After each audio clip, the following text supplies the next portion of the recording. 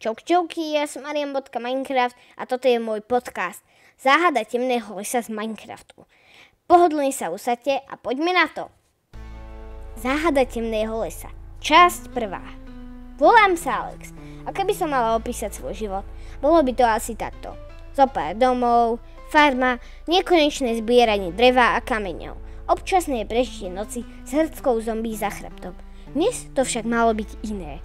Pocítila som zvedavosť, ktorá mňa hnala za hranice mojej už trochu nudnej mapy. Chcela som nájsť niečo nové, niečo, čo by mi vrátilo iskru do inak monotónneho prežívania.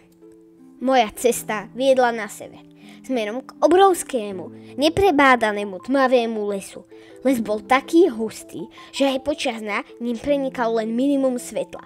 Všade boli obrovské tmavé stromy, týčiace sa vysoko do neba a ich listy tvorili neprehľadnú klenbu.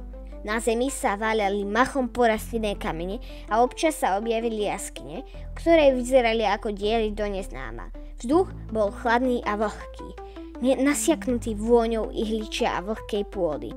Určite tu bude niečo zaujímavé, zamrala som si pre seba, pevne držiac v ruke svoj spoľahlivý kamenný meč. V batohu som mal nejaké jedlo, fakle a krompáč. Bola som pripravená na všetko. Alebo som si to len aspoň myslela. Čím hlbšie som prenikala do lesa, tým hustejšia bola tma.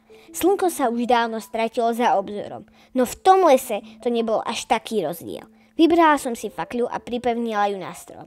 Jej plameň tancoval v chladnom vzduchu a vytváral dlhé, strašidelné tiene. Všade bolo ticho, prerušované len mojimi krokmi a občasným praskaním konárov. Zrazu som zbadala niečo zvláštne. Medzi stromami preblesklo slabé modrasté svetlo.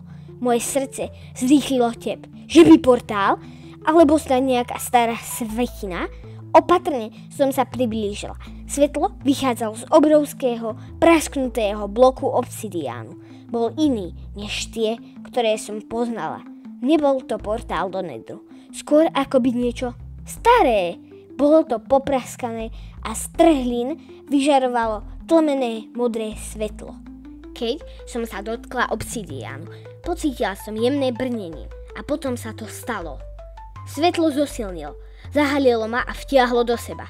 Cítila som sa, ako by som padala, ale zároveň som stála na mieste. Po chvíli sa všetko upokojilo a ja som sa ocitla v úplne novom prostredí. Vyzeralo to ako akýsi opustený chrám. Steny boli z tmavého, lesklého kameňa, aký som ešte nikdy nevidela, a v strede stála obrovská, popraskaná kocka.